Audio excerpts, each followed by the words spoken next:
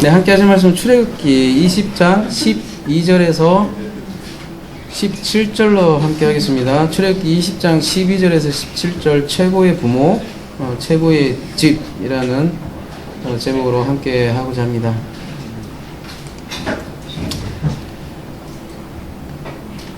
말씀을 좀 읽기 전에 그냥 이 말씀이 우리가 흔히 얘기하는 그죠? 윤리, 도덕이라면 제가 여러분에게 자, 여러분 지금부터 시작합니다. 네, 부모를 공경하라, 살인하지 말라, 간음하지 말라, 도둑질하지 말라, 거짓 증거하지 말라, 탐내지 말라. 끝. 끝내면 되는 거 아닐까요, 그죠? 그렇잖아요. 근데 뭘 굳이 이렇게 오랜 시간을 통해서 해야 할까요, 그죠? 누가 몰라요? 부모를 공경하는 거, 그죠? 살인하지 말라, 누가 모릅니까? 여러분, 초등학교 때부터, 다 교육을 받은, 그래도 나름의, 전부 다 엘리트 시들인데 보면, 반항하지 말라, 도둑질 하지 말라, 누가 몰라요? 참 유치하죠? 그런 면에서 보면.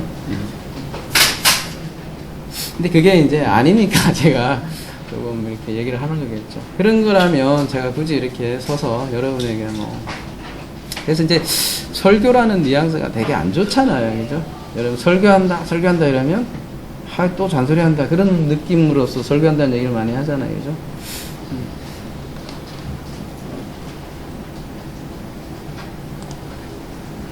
그래서 첫째 12절 먼저 함께 보겠습니다. 내 부모를 공경하라. 그리하면 내 하나님 여호와가 내게 준 땅에서 내 생명이 길리라. 흔히 이제 출애굽기 20장을 십계명이라고 하는데요. 보통은 그렇게 많이 얘기들 하시죠, 그죠? 1계명에서 4계명까지는 하나님에 대한 의무, 그죠? 그 다음에 5번째부터 10번째까지는 6개의 계명은 이웃에 대한 의무 조항으로 이렇게 얘기를 많이 하는 것 같아요. 그 중에 이제 첫 번째, 그러니까 말하자면 이웃인데, 그죠? 5번째부터는 이웃에 대한 의무다 이렇게 얘기하는데 가장 가까운 이웃이 이제 부모 아니냐. 그러니까 부모를 잘 공경해야 이제 관계 개선에 거기서부터 출발이다 이렇게 얘기를 많이 하죠. 여러분은 개인적으로 주석을 보시는지 모르겠지만 세상에 어딜 무슨 젖을 봐도 다 그런 식으로 되어 있더라고요. 근데 좀 의아한 거는 그죠? 부모를 공경하면 내 생명이 길리라. 오래 산다는 거 아니겠습니까? 생명이 길다 이러니까. 그래서 이 사도 바울도 에베소서 6장에 이 말씀을 그대로 받아서 그죠? 내 아버지 어머니를 공경하라. 이것은 약속 있는 첫 번째 계명이니 이는 너희가 잘 되고 장수하리라. 땅에서 장수하리라. 이렇게 되어 있잖아요. 그러니까 그 사도 바울은 부모 공경을 안 했나 봐. 그죠? 좀 그게 오래 살지 못한 걸로 알고 있거든요. 그죠? 심지어 예수님은 더 한 것 같아요. 그죠? 오래 안 살았잖아요. 한참 젊었을 때 돌아가신 거 아니겠어요? 그죠?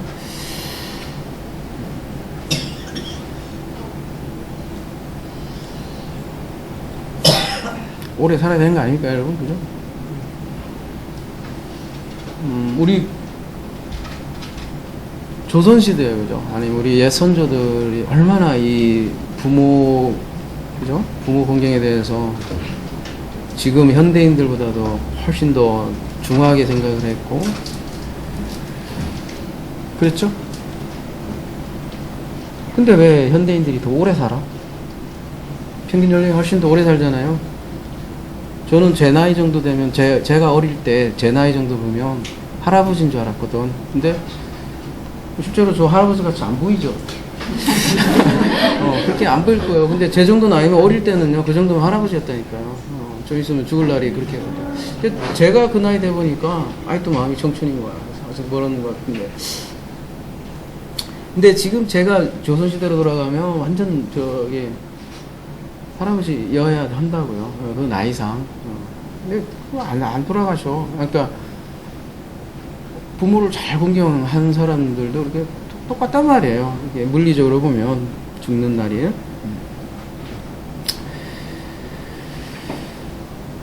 그리고 내 부모를 공경하라. 이러면 뭐 어떤 멋있는 말씀도 아니잖아요. 이거 보면 여러분 공자의 논어 같은 거 보면 멋있잖아요. 효에 대해서 얘기하고 아니면 뭐 우리나라 선조들이 있어 멋있는 그 서적들이 많잖아요. 그런 거 이게 그냥 그 정도의 말씀이야. 그런 게 있는 게 훨씬 낫지 않냐 이거죠, 그죠?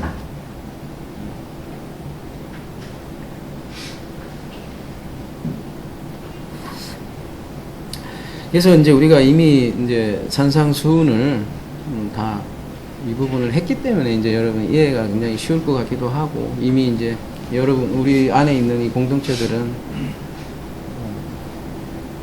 뭐라고 해야 되나? 이미 사실은 다 다뤘죠. 살인, 간음 이렇게. 그래서 그 연장선상이라고 볼 수도 있을 거고. 그래서 살인, 간음, 도둑을 자세하게 안 해야 될 것 같아요. 나머지는 산상수훈을 잘 참조해 주시고요. 오늘은 그냥 대략적인 것만 하면 충분할 것 같아요. 그래서 다시 한번 기억을 살리면 20장을 이해하기 위해서는 19장을 이해를 해야 된다고 그랬어요. 그죠? 20장이 그냥 주어진 것이 아니라 19장에 하나님에 대해서 소개를 하고 있다고. 그리고 18장에는 이도로 얘기 나오면서 우리가 천년왕국이라는 것을 이미 살펴보았어요.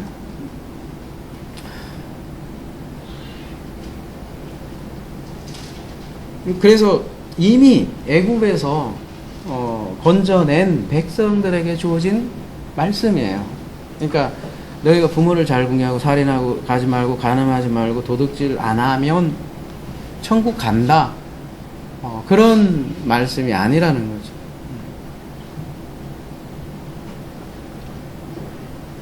그러니까 우리가 구원을 은혜로 얘기를 하면서도 항상 보면 다시 무슨 뭐를 토해야 되는 개도 아니고 말이에요. 항상 보면 은혜를 얘기하다가도 이런 데 가면 다시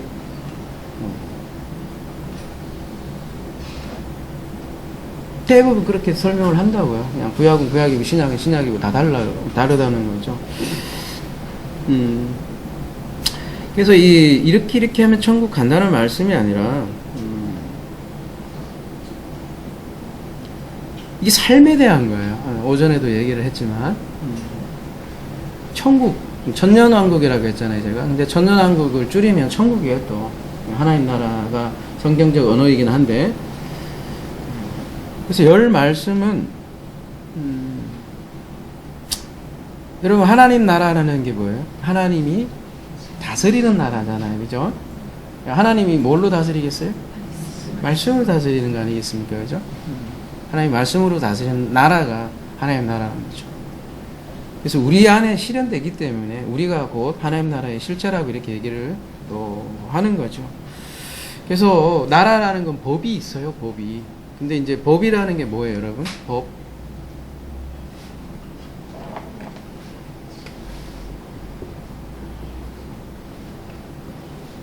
법이잖아요, 그죠? 법이 뭐예요?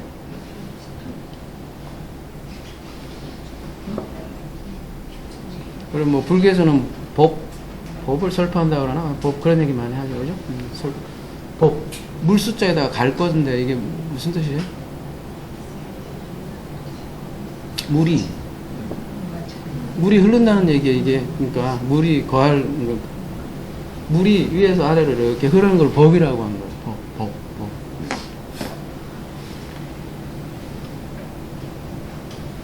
위에서 아래로 흐르는 거잖아요, 그죠? 그럼 물은 왜 위에서 아래로 흐를까요, 여러분? 그런 생각 해보셨어요? 뭐 중력이 있으니까 내려오고 그러겠죠, 그죠? 그때 서양인들은 또 이게 또 반항심이 많은지 분수를 만들어갖고 분수도 모르고 아래에서 위로 그냥 쏘잖아요, 또, 그죠? 자연의 원리를 근데 동양인들은 절대 그런 걸 안 만들었었거든요. 요즘 자연과 함께 원래 뭐 과학적으로야 그렇지만 아무튼 하나님이 물을 위에서 아래로 흐르게 했다는 거죠. 근데 거기에 많은 게 담겨 있지 않을까요, 여러분, 그죠? 미리 결론부터 말씀드리면 이 열 말씀의 목적은 사랑이라는 거죠. 근데 사랑은 내리사랑이라는 거죠. 내리사랑. 사실 우리가 내리사랑 잘 모르잖아요. 잘 모르니까 그리스도를 통해서 하나님께서 우리에게 보여줬다는 거죠. 따라서 이 법이라는 거는 반드시 그리스도에게 인도하게끔 되어 있다는 거죠. 율법이라는 거는. 그래서 갈라디아에서 보면 그 율법을 뭐라고 그래요? 초등 교사라고 그러죠. 옛날에는 개혁에는 몽학 선생이다 이렇게 얘기를 하죠. 그래서 반드시 그 그리스도에게 우리 인도하게 되고 그 그리스도를 통해서 우리가 하나님 나라를 알게 된다는 거죠. 그래서 우리가 그리스도를 통해서 결국은 내리사랑을 굳이 얘기하자면 알게 된다는 거죠. 그래서 선선수훈 때도 우리가 이 말씀을 나눴지만 언뜻 보면 예수의 한마디가 막 율법을 막 파괴하는 것처럼 보이고, 그죠? 뭐 파격적이잖아요, 그죠? 온천지를, 덧뜬 사람들이, 마태복음 7장에 보면, 그죠? 머리가 크게 충격이 왔다. 띵! 했다, 막 그런 식으로. 좀 다른 거야, 막. 그러니까 율법을 다 깨는 것 같기도 하고, 그죠? 근데 내가 율법이나 선지자를 폐하러 온 줄로 생각하지 말라. 폐하러 온 것이 아니고, 완전하게 합니다. 이렇게. 플레로우라는 단어를 쓰면서 완전하게 하러 왔다 이렇게 얘기를 하신다는 거죠. 근데 로마서에서 사도 바울은 뭐라고 얘기하냐면 사랑은 이웃에게 악을 행하지 아니하며 사랑은 율법의 플레로마 완성이니라 이렇게 얘기를 하더라는 거죠. 그러니까 예수께서 율법을 완성하러 엘코마이 했는데 그 완성은 사랑이다 이렇게 얘기를 하는 거죠. 사랑인데 내리사랑이라는 거죠. 그러니까 율법의 완성은 하나님이 하시는 거라는 거죠. 그리고 마태복음에서는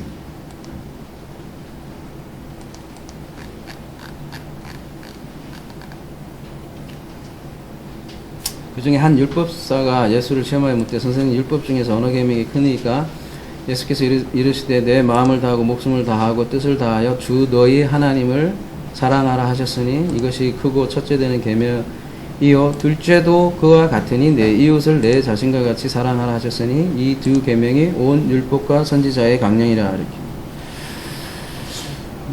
뭐 사실 둘째도 그와 같으니 하나님 사랑, 이웃 사랑 사실은 별도로 있는 게 아니라 이웃 사랑도 하나님 사랑과 사실 같다는 얘기고요.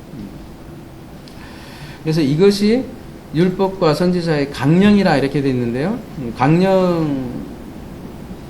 강령이라기보다는 더 정확하게 얘기하면 매달려 있다. 모든 말씀이 여기에 매달려 있다. 뭐예요? 하나님 사랑, 이웃 사랑이에요. 그러니까 사랑이라는 그러니까 것에 다 매달려 있다. 매달려 있다. 이게 이제 뭐 하나님 사랑, 이웃 사랑 이렇게도 설명을 하잖아요. 이렇게 얘기를 하기도 하는데 그렇게 얘기하자면 모든 율법과 선지자들이 이렇게 말씀들을 다 이렇게 여기다 매달린다. 무슨 말씀을 이렇게 해도 이렇게 막 다 이렇게 매달립니다. 매달려고 하나님이나 이 사랑을 다 얘기한다. 그 얘기를 하는 거죠. 그 목사는 뭐 맨날 왜 똑같은 얘기만 합니까? 하면 그 얘기는 사실 또 그래야 되는 거야 사실. 이제 들으면 들을수록 쉬워야 되는 거고요, 그죠? 결국은 제가 필요 없어져야 되겠죠, 뭐, 그죠?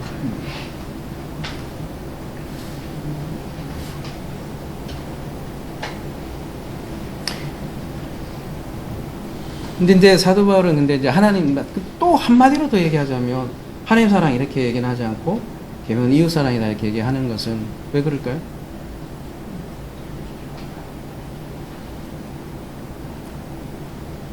왜 그럴까? 하나님 잘 보이지도 않잖아요. 그죠? 우리에 가까운 이웃들을 주셨으니까 그렇게 얘기하는 거죠.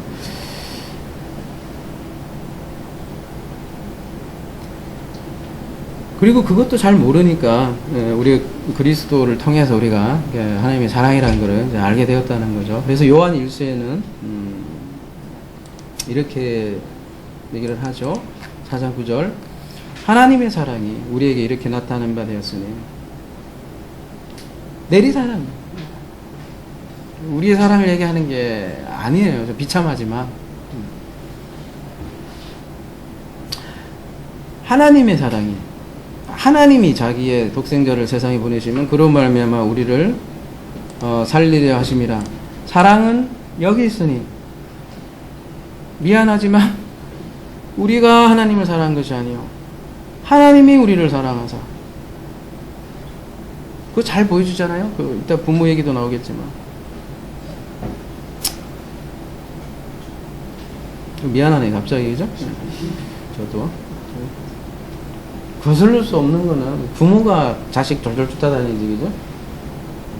자식이 부모를 졸졸 쫓아다니는 것 같지는 않아요. 앞만 봐도. 그죠? 내리사랑입니다. 하나님 우리를 사랑하사 우리 죄를 속하게 하여 화목제물로 그 아들을 보내셨습니다.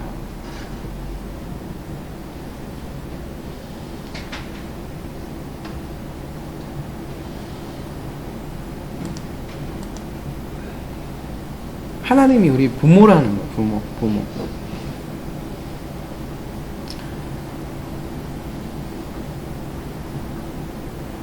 우리의 부모, 그러니까 우리의 아버지, 우리 인간적인 언어로 그죠? 뭐 어머니라고 해도 상관이 없고 그죠?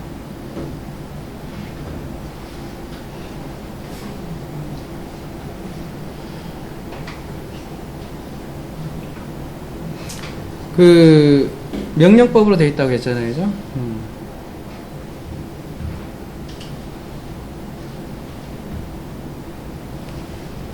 우리 산상선에서도 봤지만, 좀 이따 얘기합시다.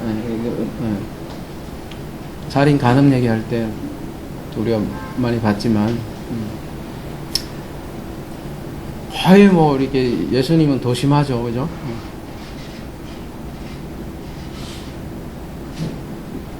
근데 그게 뚝 내면을 깊게 들어가면 그 명령처럼 보이는 것들이 나중에는 약속이 담겨 있더라는 사실을 우리가 산상수에서 계속 살펴보았듯이 이 율법, 하나님의 말씀이라는 것은 그 안에 그리스도가 담겨 있고 우리가 출애굽기 초반에는 율법의 목적이 그래서 아들 낳는 거다 이렇게 얘기를 했잖아요. 그 아버지가 우리를 만들어가는 그러한 도구로서 율법을 사용하더라는 거죠.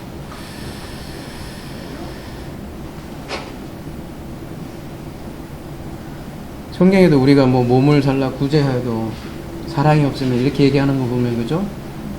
우리가 몸을 잘라서 구제하는 게 또 사랑도 아니라고 이렇게 고발을 하니까 우리가 얼마나 사랑해야지 사랑하는지를 그거를 발견하는 게 아니라 우리 그냥 사랑 안 하는구나 솔직한 얘기로 그 자리로 이렇게 내몬다는 얘기죠.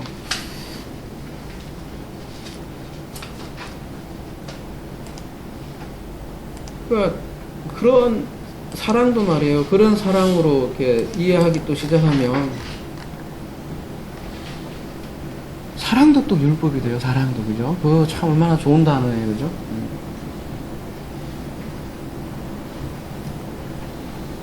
근데 성경에서는 사랑이 그러니까 하나님의 사랑이라고 하죠. 그 그리스도 자체가 사랑이라고 합니다.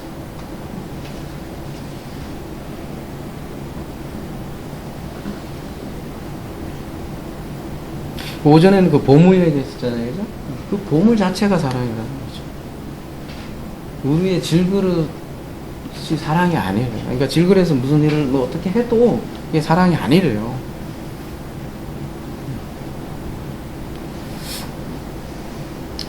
보물이 존재를 결정한다고 그랬잖아요, 그죠? 주머니를 결정하듯이. 그러니까 내 안에 그 씨가 있느냐. 그 빛이 빛을 비춘다. 이렇게 얘기를 한다는 거죠.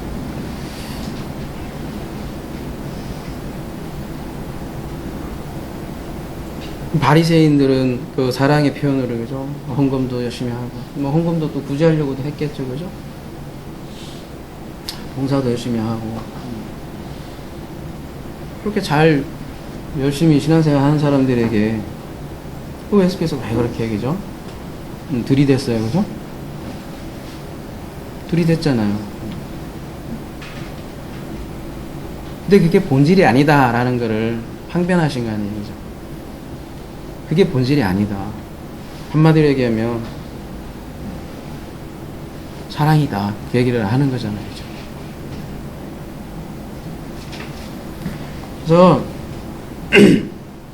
신명기로 가보면요. 오늘 요 본문에 대해서 주의하기를 이렇게 얘기를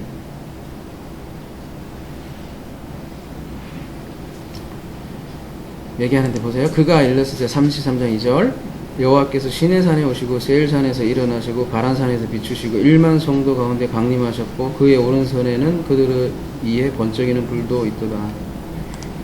여호와께서 백성을 사랑하시나니 모든 성도가 그의 수중에 있으며 주의 발 아래 앉아서 주의 말씀을 받는도다. 앞에 여호와께서 백성을 사랑하시나니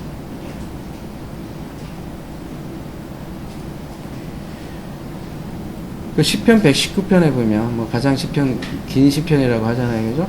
뭐라고 하냐면 내가 주의 법을 어찌 그리 사랑하는지 그것을 종일 작은 소리로 읊조리나이다. 너를 율법 사랑합니까? 묻고 싶어. 사랑하기는 뭐 있지만 나고 그죠? 근데 이렇게 이런 고백을 할 수 있는 이유는 뭘까요? 주의 법이 어찌 그리 사랑스러운지. 다시 한번 우리 진짜 사랑스러운가 봅시다. 살인하지 말라, 간음하지 말라, 도둑질하지 말라. 여러분 사랑스러워요? 아닌 것 같아요, 그죠? 살인하지 말라는데 뭘 사랑스러워 이거 죽었구만, 그죠?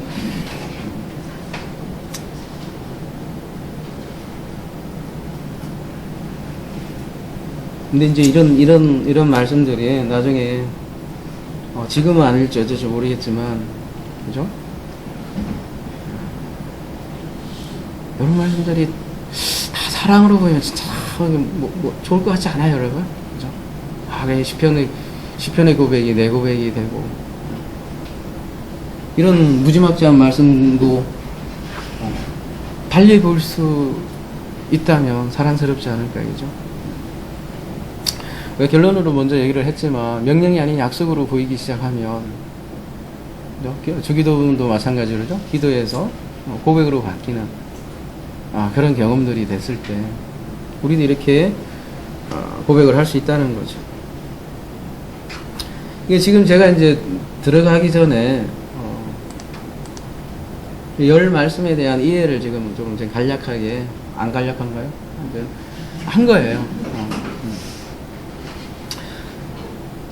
사랑이다 얘기를 한 거고, 근데 그 사랑은 또 세상에서 정의하는 그런 사랑은 아니다라는 거죠. 하나님 자체고요.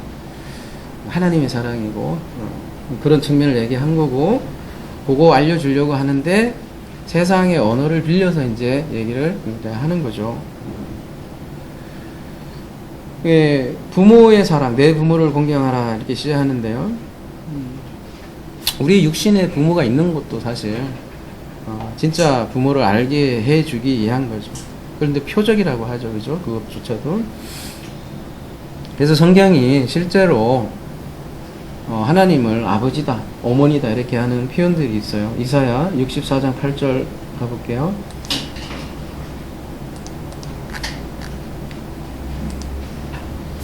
그러나 여호와여 이제 주는 우리 아버지시니이다. 우리는 진흙이요 주는 토기장이시니 우리는 다 주의 손으로 지으신 것이니이다. 이렇게 아버지로서 이렇게 얘기를 하고요. 이사야 66장 13절 가볼게요.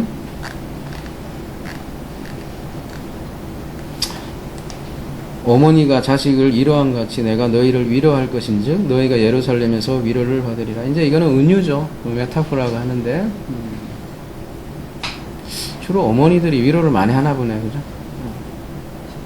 아버지들은 요즘은 거꾸로 같기도 한데, 그죠? 요즘은 아무튼 그냥 그 특성을 살려서 그런 맥락으로 얘기하는 거죠. 네, 부모라는 존재는 이제 아들을 낳잖아요. 아들, 딸들을 낳는데 마찬가지로 육적인 부모가 있듯이 영적인 부모도 있다라는 거죠. 참 부모.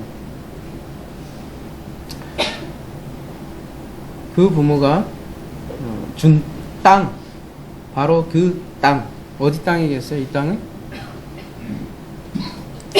하나님 너의 엘로와 야훼가 내게 준 그 땅에서, 약속의 땅이죠. 가나안 땅이죠, 그죠? 그거를 천국이라고 하는 거예요. 천국. 그래서 천국에서 그의 생명이 길리라 했는데 그의 그의 날이 길리라 이렇게 얘기를 하고 있네요. 그의 날이 길다는 게 뭐예요? 아까도 얘기했죠? 부모를 잘 공경한다고 해서 200사 300사 사는 거 아니라고 그랬습니다. 그죠? 그래서 이 천국에서 그의 날이 길다라는 거는 영생을 얘기하는 거고요. 뭐 100살이 길어요, 그죠? 그거 갖고 길다고 하면 안 되지. 길라면 적어도 영생은 돼야지, 그죠? 영생의 약속이 담긴 그런 말씀이라는 거죠. 그러니까 참 부모를 통해서 살게 될 영생의 삶을 약속하는 그런 말씀이라는 거죠.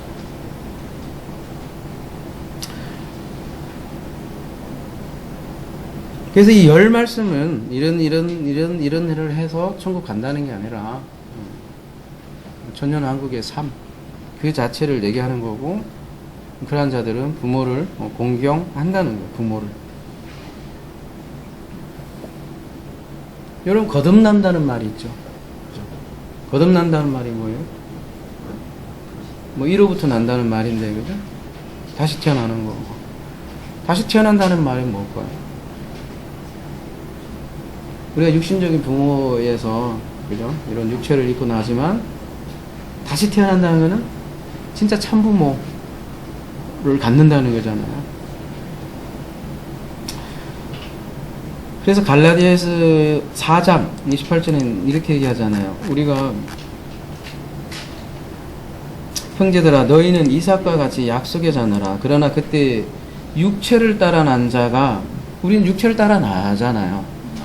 근데 육체를 따라 난 자가 성령을 따라 난 자를 박해한같이 이제도 그래라. 이런 표현, 성령을 따라 난 자라고 이렇게 또 표현을 하네요. 그죠? 그러니까 거듭난다, 새로 태어난다, 참 부모를 한다. 참 부모를 만난다는 것은 혈통으로 이루어진 게 아니라 성령을 따라 되는 일이다, 이렇게 얘기를 하고 있네요. 그죠? 그러니까 구원이라는 게 여러 가지로 정의를 할 수 있지만 이렇게도 얘기할 수 있겠네요. 그죠? 그러니까 종의 신분에서 벗어나서, 그 애굽에서 있던 종의 상태 벗어나서 아빠, 아버지라고 부르게 되는 거예요. 진짜 부모라고 부르는 거네요. 그죠? 부모를 공경하라. 이 공경이 어떤 공경인지 한번 볼게요. 카바드라고 그러는데요. 공경하라 이렇게 번역이 되어 있는데, 많이 어디서 본 거죠? 카바드. 무슨 뜻이에요? 뭐 무겁다라는 뜻인데, 영광이요, 그죠? 카바드 기억나시죠? 왜 영광이 무거운 거하고 연관이 되어 있다고 그랬어요? 금이 이빨이 무겁잖아요, 그죠? 가치가 있고. 그래서 이게 이제 동사로 쓰이면 헬라어에서는 독사조하고 똑같은 내용이에요. 독사조. 그러니까 독사조가 무슨 뜻이에요? 영광을 나타내다, 그죠? 영화롭게 하다라는 게 영광을 나타내는 거죠, 그죠? 그 안에 금이 있고 그 안에 보물이 있으니까 그 보물을, 빛을 발산하는 것, 그게 영광이라고. 그러니까 부모를 공경한다는 얘기는 카바드 한다는 얘기는 아버지의 영광을 나타낸다는 거예요. 근데 이제 요한복음에서는 그런 거 많이 설명하시죠. 예수께서, 그죠? 아버지가, 아니, 아들이 아버지의 영광을 나타낸다는 그런 개념을 계속해서 얘기를 한다는 거죠. 그게 부모 공경이에요.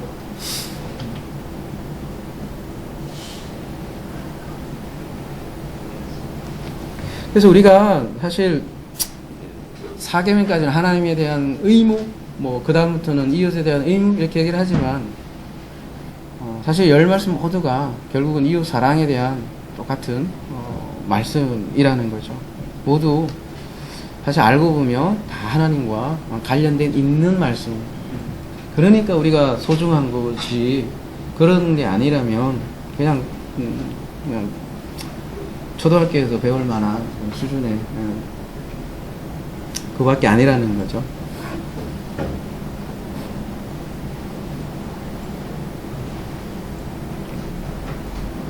그리고 창세기 1장이 7 아마르라고 그랬죠. 그죠? 그 다음에 출애굽기 20장은 10 다바르라고 이렇게 돼 있고, 그리고 그 10 다바르의 대표가 이웃사랑이다. 사도 바울은 또 얘기를 하는 거죠. 그리고 결국 하나님과 이웃을 나누면 안 돼요. 그래서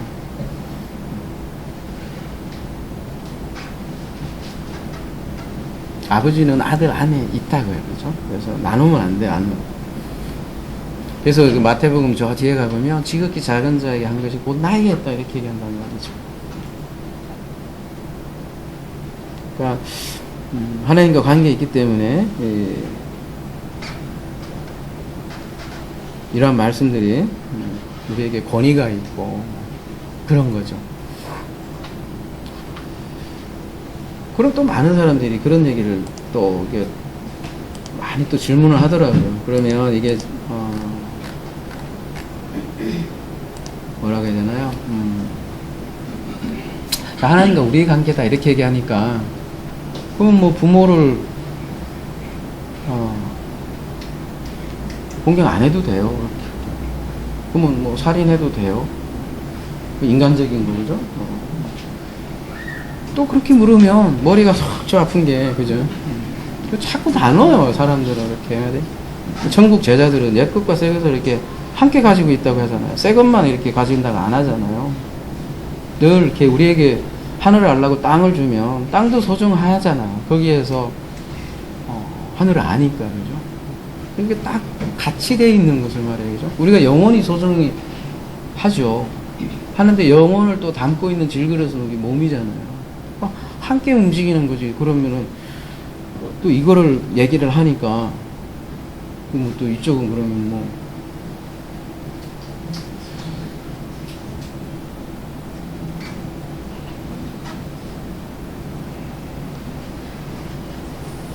그죠? 항상 같이 있는 거예요. 그죠?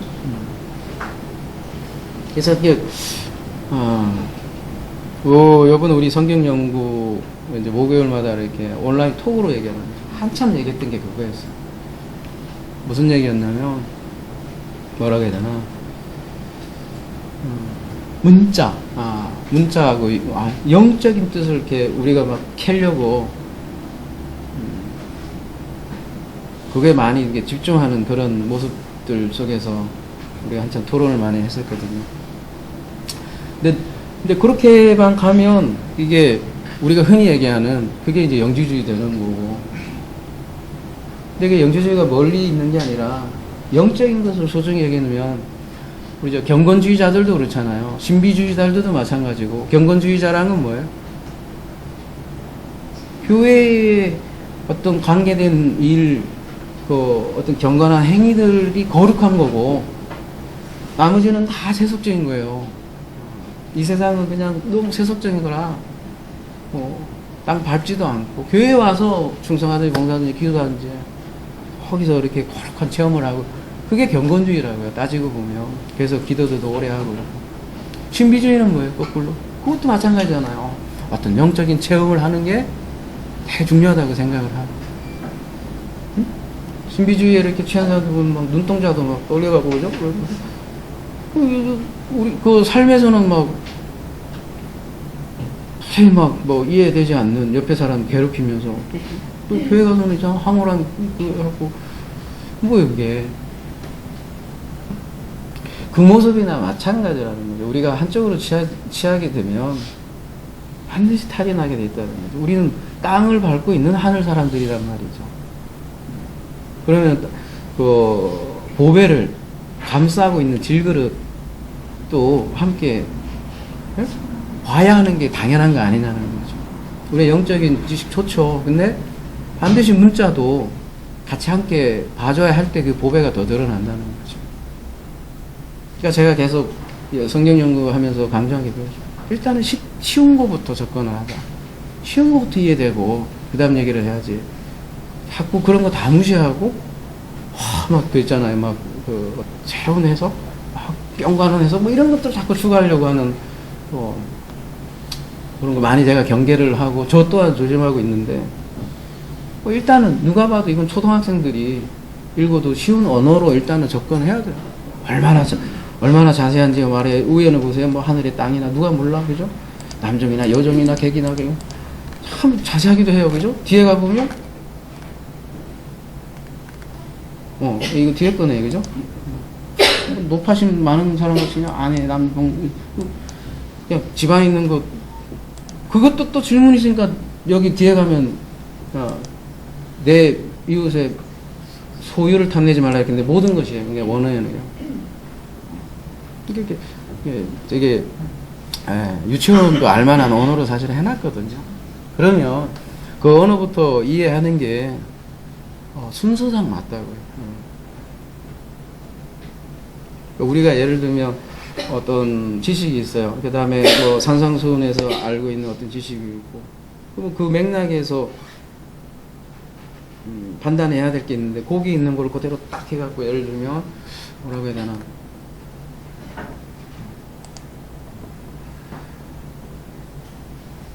옆으로 많이 빠졌는데요. 하여튼 이제 앞으로 계속 이제 이런 내용들이 나오니까 하는 얘기예요, 그죠? 우린 둘 다 그럴 거예요, 그죠? 그러니까 우리 교회사를 봐도 가만히 보면 한쪽은 문자주의로 완전히 치우치고, 그러니까 계속 그냥 겉에 거 제의적으로만 멈추고, 또 한쪽은 뭐라고 해야 되나, 그냥 영적인 해석만 이렇게 가는 것, 둘 다 사실 잘못될 수 있다라는 거죠.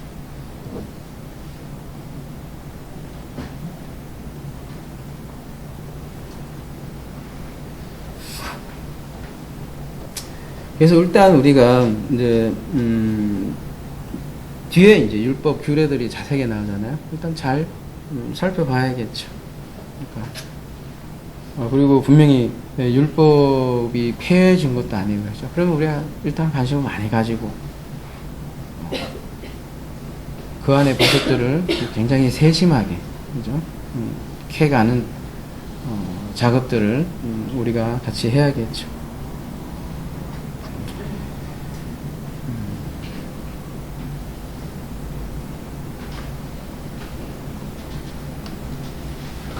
그게 저의 요즘은 보석상자예요. 네. 그 오전에 내 마음의 보석상자는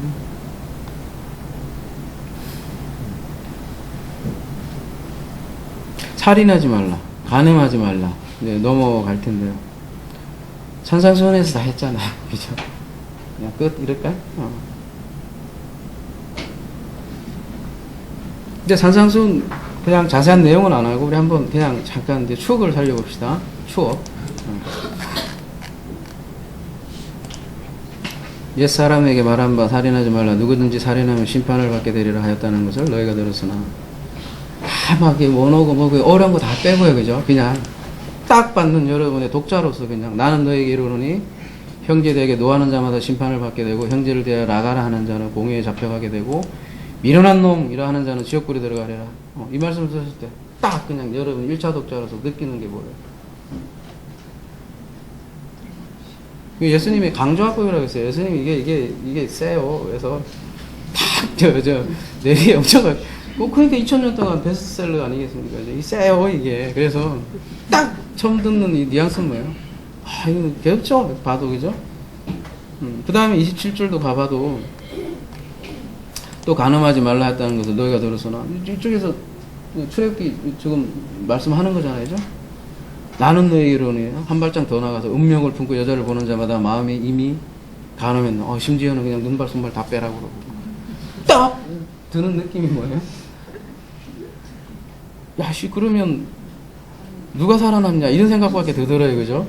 그게 원래 예수께서 딱 주려고 하는 그 뭐라 해야 되나 화법의 효과잖아요, 그죠? 야, 진짜 이 말씀 앞에 나는 진짜 보는 자마다 마음에 이미 감아야 돼. 난 수십 번 받겠다, 그죠?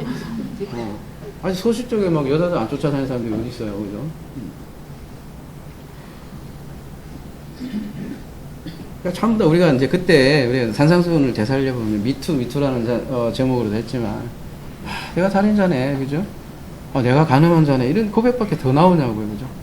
그리고 그 이후에 떨어지는 내용들이 전부 다 내리사랑이다라는 거 우리를 이미 배웠어요. 다 십자가의 죽음 얘기하는 거라고 그랬잖아요, 그죠?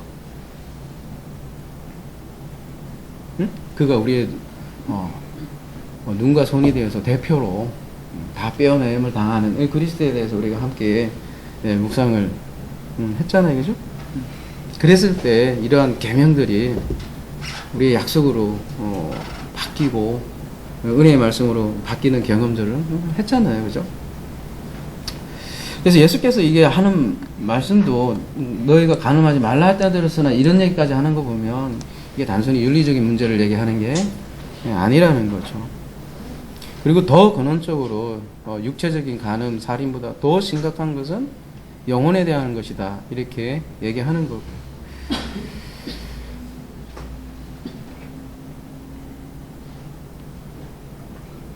살인하지 말라. 이게 보통 우리가 뭘 죽이다 이러면 하라그라는 동사를 쓰거나 무트라는 단어를 많이 쓰는데요. 여기서는 라짜라고 써 있는데 어떻게 해야 되냐면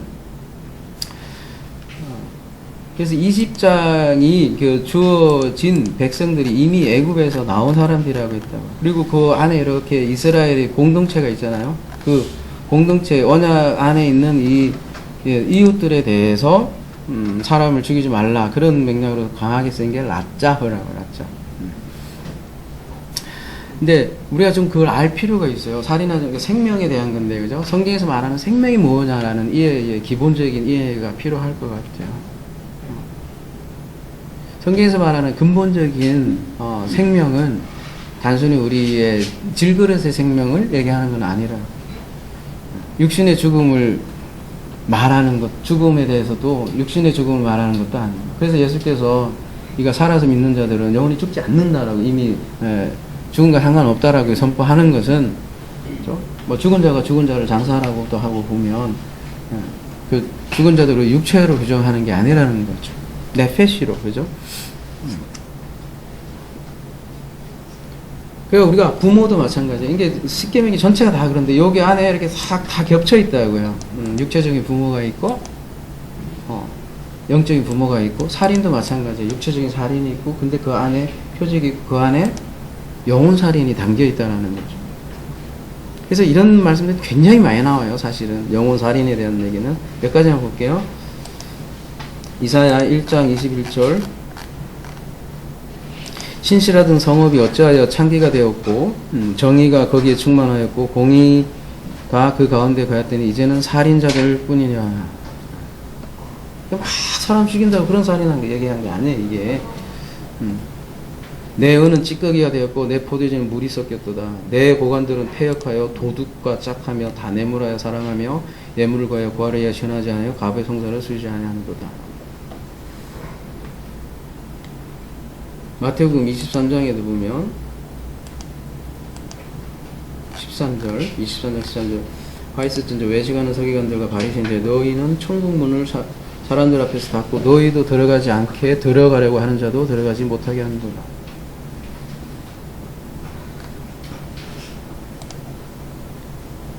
화 있을진저 외식하는 서기관들과 바리새인들이여 너희는 교인하는 사람을 얻기 위하여 바다 육지를 두루다니다가 생기면 너희보다 배나 더 지옥 자식이 되게 하는 거예요. 그럼 살인이라고 이게. 좀 더 밑에 내려가면 예루살렘아 예루살렘아 선지자들을 죽이고 내게 파송된 자들을 돌로 치는 자의 암탉이 그 새끼를 날개 아래 모음과 같이 내가 내 자녀를 모으려 한 일이 몇 번이더냐. 그러나 너희가 언짢으리라. 보라 너희 집이 항폐하여 버려진 바 되리라. 요한복음 8장 44절 가볼게요.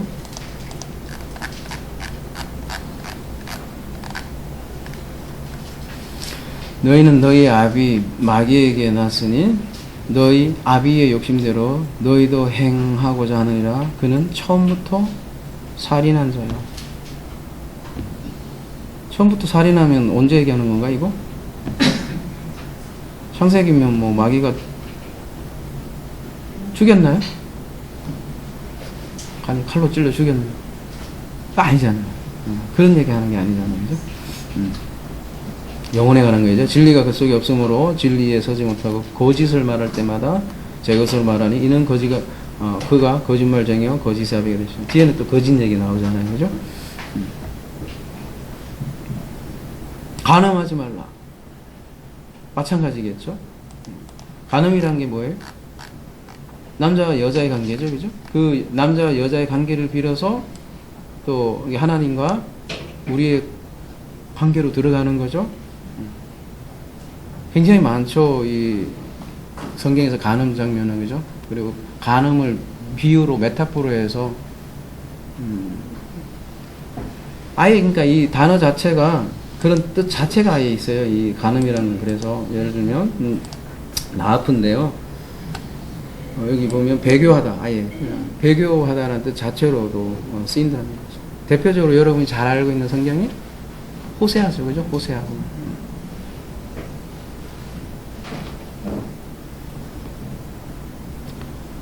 다른 남자만 찾아간 거잖아요.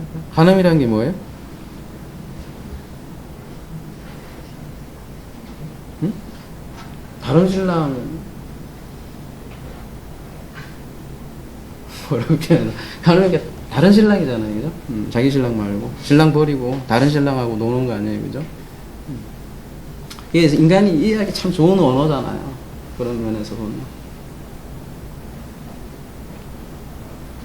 우리가 다른 하나님이라는 걸 다루지만 그 다른 하나님하고 노는 거 간음이다 성경에서는 얘기를 한다라는 거죠. 예레미야 3장 6절 가볼게요.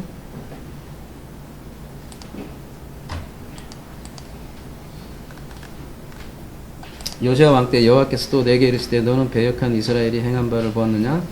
그가 모든 높은 산에 오르면 모든 푸른 나무 아래를 가서 거기서 행음하였도다. 이게 종교적인 거 얘기하는 거예요. 단순히 남자 여자들이 그 좋은 나무 아래 가서 그죠? 말하기 좀 그러네. 그죠? 그런 거 아니라고. 그가 이 모든 일을 행한 후에 내가 말하기를 그가 내게로 돌아오리라 하였으나 아직도 내게 돌아오지 아니하였고 그의 반역한 자매 유다는 그것을 보았느니라. 내게 배역한 이스라엘이 간음을 행하였고 이런 얘기를 나온다. 그가 돌과 나무와 더불어 행음함을 가볍게 여기고 행음하여 이 땅을 더럽힐 거니라.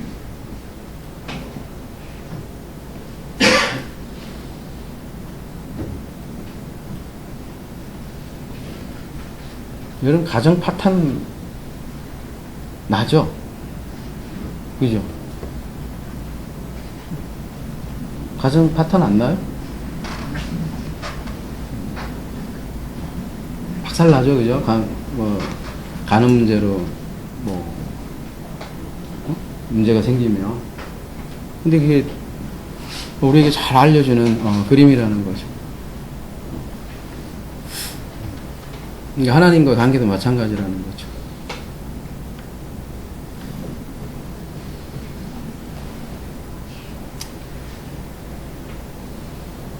심지어는 요셉의 언어는 이렇게까지 얘기해요. 창세기 39장 9절에 보면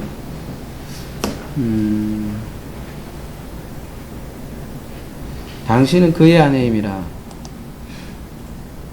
보디발의 아내죠. 그죠? 요셉이. 근데 그런즉 내가 어찌 이 큰 악을 행하여 하나님께 죄를 지니라. 그러니까 보디발에게 죄 짓는다 표현 안 하고 하나님께 죄를 짓는다 이렇게 얘기하는 거죠.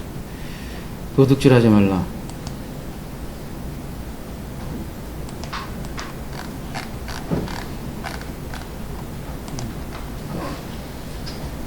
여러분 그 마태복음에 보면 신약에 보면 그 성전을 그죠? 강도의 소굴이다 이렇게 표현을 하고 예레미야 23장에 가보면요.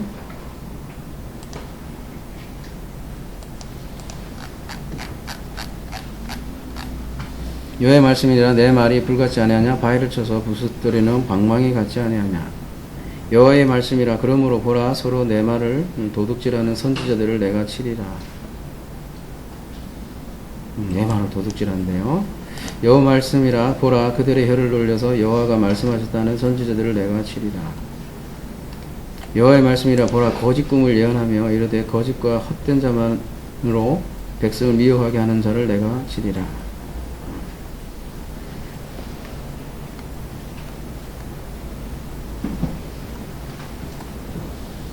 예레미야 7장 가볼게요.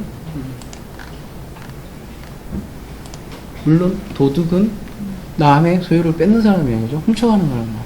근데 그걸 비유로 해서 또 다른 사람에게 심각한 해를 끼치는 것으로 도둑으로 비유를 한다고. 7장 8절 보라 너희가 무익한 거짓말을 의지하도다. 너희가 도둑질하며 같이 논단 말이야. 살인하며 간음하며 거짓 맹세하며 바알에게 분향하며 너희가 알지 못하는 다른 신들을 따르면서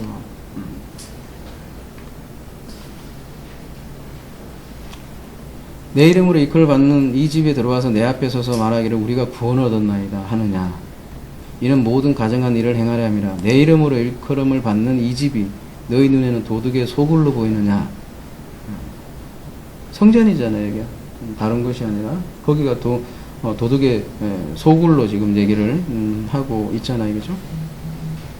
심지어는 이거 11조 때 좀 얘기를 했지만 자세하게는 안 하고요, 그죠? 이렇게까지 얘기하네요, 그죠?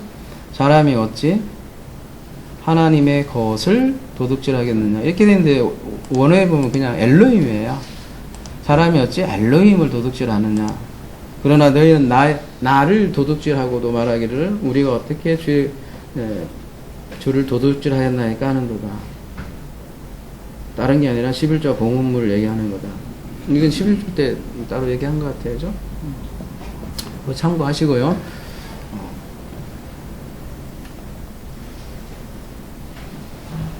그러니까 11조 헌금 시큰 잘해도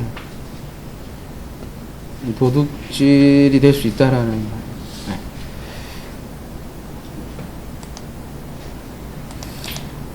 16절이요. 이상하게 시간이 빨리 가네.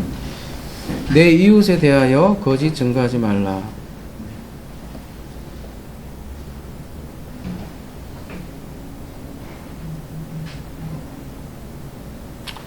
거짓도 마찬가지인데요.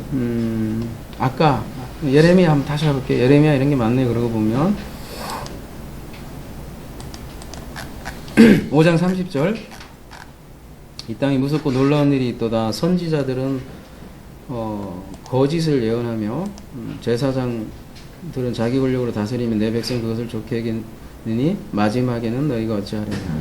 또 선지자들 거짓 그냥 우리가 단순히 뭐 이렇게 화이트 라이어라고 하나요? 그런 거짓말 얘기하는 게 아니라고요. 거짓 증거, 거짓 오드 이게 증거한다는 얘기거든요.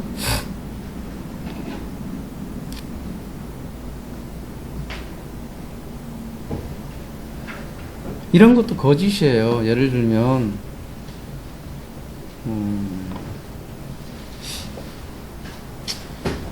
뭐라 해야 되나? 여기서 성공담 같은 거 많이 얘기하잖아요. 그죠? 막 예화 들으면서 성공하면서 이렇게 했더니 축복받았다. 간증이라고 뭐 옆에서 속닥이 싫은 것 같은데 그런 것도 있고 또 뭐 요즘은 또 만단가라고 하죠. 막 재밌게 얘기하는 사람들이 막 또 그러잖아요. 막 설교를 재밌게 하고.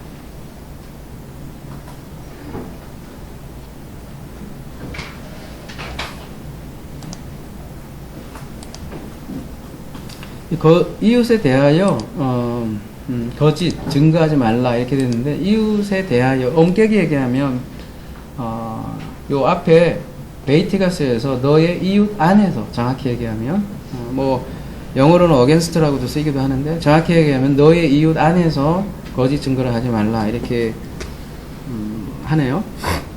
이웃이 이제 이웃을 좀 생각을 해봐야 될 텐데, 그죠? 이웃 안에서 거짓 증거하지 말라는 게 무슨 말일까? 여러분, 우리 라에 대해서는 참 많이 다뤘던 것 같아요. 이 라, 여기는 레아라고 있지만, 어쨌든 다 같은 자음이, 라가 이웃이란 뜻도 있고, 원수라는 뜻도 있다 그래서 독특한 단어예요. 히브리 용법이 그런 거죠. 이웃도 있고, 원수라는 뜻도 있는 거. 소리라는 뜻도 있고, 생각이라는 뜻도 있다 그랬잖아요. 그죠?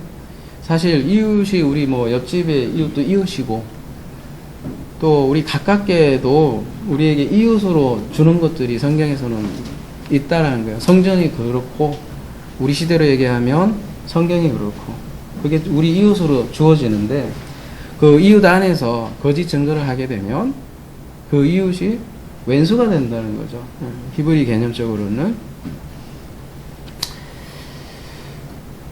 사실 신약으로 오면 그래서 예수가 또 우리의 이웃으로 온 모습으로 또 누가 보면죠 사마리아 이런 비유에서도 그렇고 그렇게 소개를 하고 있죠. 그래서 우리가 사실 예수도 우리의 이웃이죠. 그런 면에서. 근데 예수가 전한 말씀을 거꾸로 얘기한다면 그게 바로 뭐냐면 거짓 증거가 된다는 거죠. 아까 법이라는 게 뭐예요?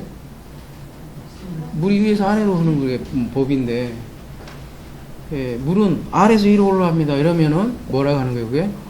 거짓말하고 있네. 이렇게 이야기하듯이 우리가 계속 얘기하는 게 천국이잖아요. 사실 제가 제일 주로 얘기하는 게 천국인데 천국은 가는 거예요, 오는 거예요? 오는 거예요. 분명히 성경에서는 그렇게 얘기를 하고 있단 말이에요. 근데도 천국은 간다 이러면 그 자체도 벌써 거짓말이라고, 여러분. 오는 거예요, 오는 거.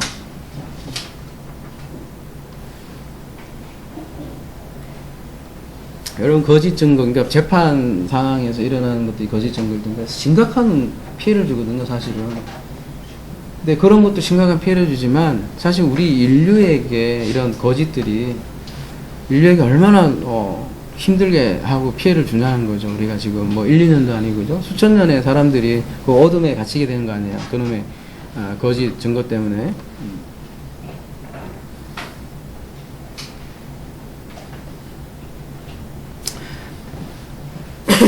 이게 그러니까 천국의 법이자 또 그 안에 있는 게 아들들의 삶을 얘기하는 거라면 그 아들들은 이제 그런 거짓 증거들을 안 한다는 거죠. 할 수가 없죠. 그리고 마지막으로 그 참 부모를 만난다. 오늘 제목이 최고의 부자인데 맞아요? 최고의 부자가 아니구나. 부자도 맞죠. 최고의 부모로 우리가 만났는데, 그죠? 그리고 이제 마지막 말씀이에요, 그죠? 이 17절이. 어떻게 소개를 하고 있냐면,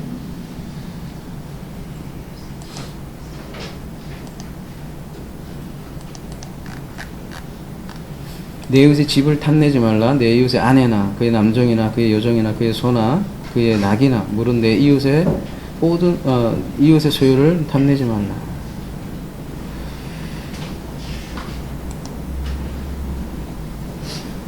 집을 탐내지 말래요. 이제 집이 말하자면 대표고, 이제 그 안에, 이제 아내도 있을 거고, 그 안에 남정도 있을 거고, 여정도 있고, 소도 있고, 나귀도 있고, 그런 거예요. 그죠? 그리고서 아까도 얘기했듯이 초등학생들이 요거면 되겠나? 딴소리 할까 봐? 그죠? 또 뭐가 있을 수도 있잖아요. 그래서 바보 붙이고, 콜, 모든 거. 그냥 아예, 그렇게 얘기를 하잖아요. 그죠? 그러면 이 말씀을 이해하려면, 이 탐내다라는 게 핵심일 거 아니에요, 그죠? 하마드라는 단어가 이게 탐내다, 갈망하다, 기뻐하다 이런 건데요. 이게 헬라어로 하면 여러분 많이 들어봤던 단어일 거예요. 에피투미아, 그죠? 에피투미아. 근데 에피투미아 우리가 많이 다뤘지만 상당히 종교적인 언어예요. 예배에 관한 언어라는 거죠. 사람은요, 갈망하고 소망한다고 했잖아요. 사람은 자기가 살아가는 것을 예배하게 돼 있다. 그게 에피투미아예요. 그래서 다음 주에 우리가 마태복음 산상수훈 두 주인에 대해서 이제 다음 주는 다룰 거예요, 그죠? 하나님과 재물을 겸하여 섬기지 못한다. 그 말씀이 나오는데요. 말 그대로 사람들은 그 재물 때문에 하나님을 섬기는 경우가 의외로 많아요. 복을 받기 위해서 신앙생활 하는 경우가 굉장히 많다는 거죠. 그거를 기복신앙이라고 하는데요. 그런 욕구들을 채워주기 위해서 또 복을 팔아요. 예수 이름으로 막 팔고, 그죠? 잘 돼요, 장사가.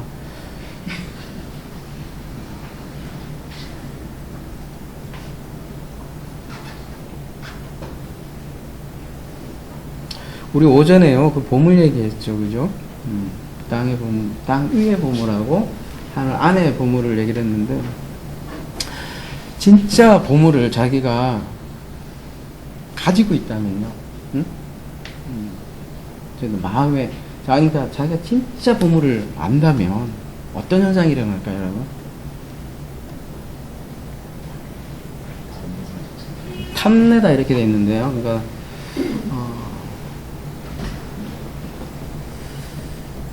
지금 이제 부모로부터 이제 출발을 해서 그죠? 최고의 부모를 만났다면 여러분이 이제 비유로 그죠? 거지가 왕자가 딱 됐는데 이 왕자가 거지를 겁나게 부러워해. 그러면 이게 참 이상하죠, 여러분 생각에.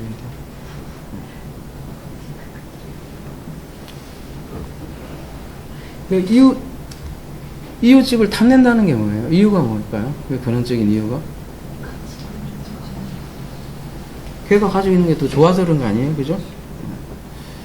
근데 정말 부러울 게 없는 보물을 가진 사람이라면 탐낼 수가 있나, 여러분? 우리가 모든 소유를 팔아서, 오전에 그 얘기를 했잖아요. 그죠? 뭔가 얻게 되는 보물, 하늘 보물이라고 하는데, 그 얘기를 거꾸로 얘기하면, 오전에도 얘기한 것 같아서, 그 보물을 가지면 자동 시스템으로 얘가 그냥 그 가치가 확 그냥 주식 폭락하는 것처럼 그냥 비교가 안 된다는 거죠. 그래서 나라는 게 이웃도 있고 원수라는 것도 있다 그런 말이에요. 여기서 이웃의 집을 본다는 건 어느 집을 본다는 거겠어요, 그러면?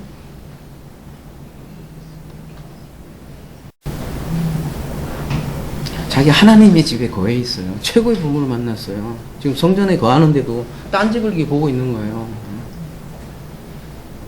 그럴 수 없다는 거죠. 그래서 시편 기자가 뭐 이렇게 참 아름답게 이렇게도 표현하잖아요. 84편. 진짜 주의 궁정에서 한 날이 다른 곳에서 첫날보다 나은즉 악인의 장막에 사는 것보다 내 하나님의 성전 문지기로 있는 것이 좋사오니. 궁정의 한 날이 다른 집의 첫날보다 낫다 이렇게 표현도 하네요. 그죠?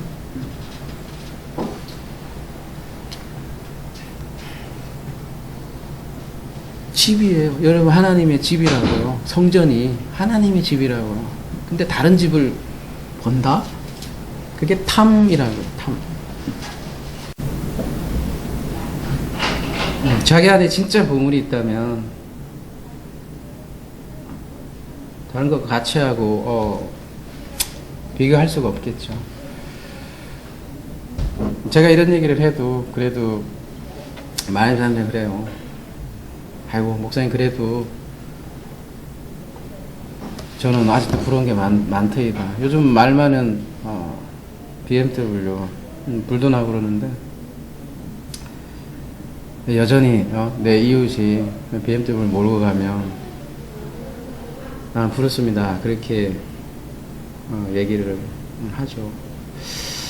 저도 가끔은 제 차가 경운기 같은 제 차 소리를 들으면 옆에 있는 차 좋아 보이긴 하는데, 근데 만약에 누군가가 저에게 그 제 차 바꿔주고 환경을 다 바꿔줄 테니까 저보고 10년 전으로 돌아가라고 한다면 저는 안 돌아갈 것 같아요. 왜냐하면 지금 내가 가지고 있는 보물이 너무 크기 때문에 그런 BMW 그런 좋은 집 이런 거하고 비교가 안 된다는 거죠. 제 옛날 과거가 훨씬 많은 연봉과 좋은 직장과 그렇다고 하더라도 저는 그 당시에 굉장히 방황했었고 진리를 몰랐었고 그렇게 살아왔기 때문에 지금은 그게 부럽지 않다는 거죠. 이미 가치에 있어서 최고의 가치는 저에게는 이제 더 이상 돈이 아니기 때문에 바꿀 수 없다는 거죠.